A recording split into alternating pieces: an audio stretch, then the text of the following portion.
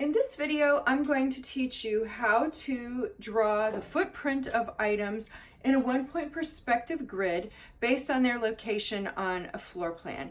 And so you can see here, this is our floor plan. It's drawn to 1/8 inch scale. And this wall back here is our true height wall, which you can see is back here.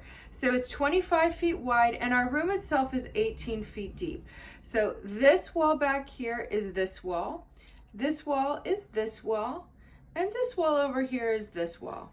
So what I'm going to do first is begin by plotting the points for the a couple of items within the floor plan. We're going to start with this buffet here and draw the footprint for that. So you can see here, it's pretty simple. All we have to do is look at this back corner and we can see that this back corner of the buffet starts here, is 3 feet from that back wall, and it's touching the wall, which is convenient.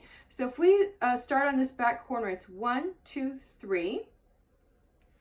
And this buffet is 1, 2, 3, 4, 5, 6, 7 feet wide.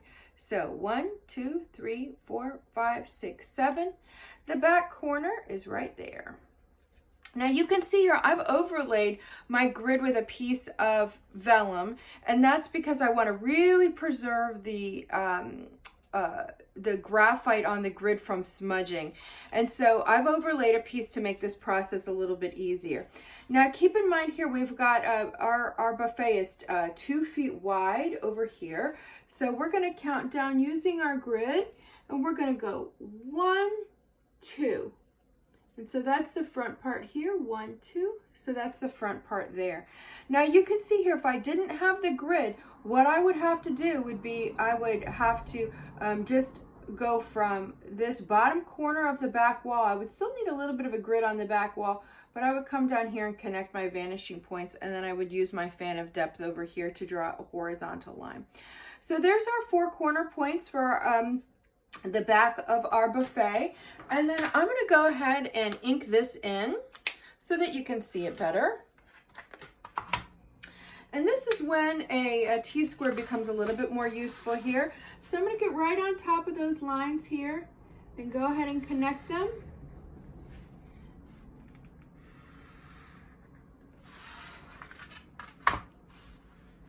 And again to my vanishing point here.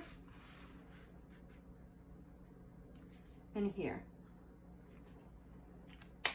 Okay, the next thing I'm going to do is draw this green area rug here. Now it's not actually going to be green, but I'm using the green here to kind of help show and distinguish between things that are on top of other things.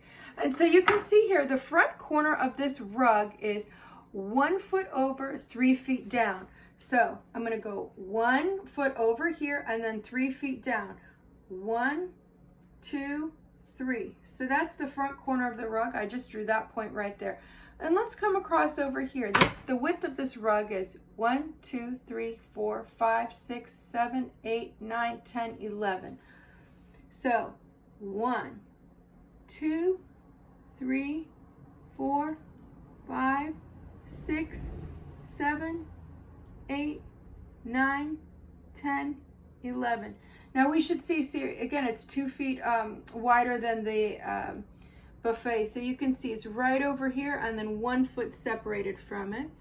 So this point is that point right there. And then let's talk about the depth. We can either count here or we can see, of course, that it's 1 foot off from the front of the room. So I can go ahead and just put my point right here. I can count in from the front of the room. Notice it's this line, 1 foot in. Here.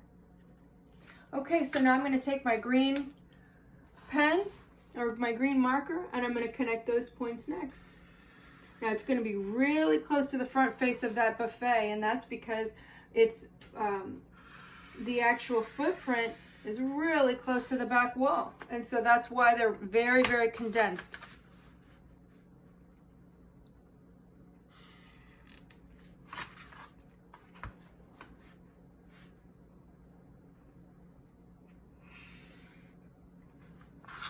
And now you can see I've got the footprint for the area rug here in green to match this, and the footprint of the buffet in the back orange to match that.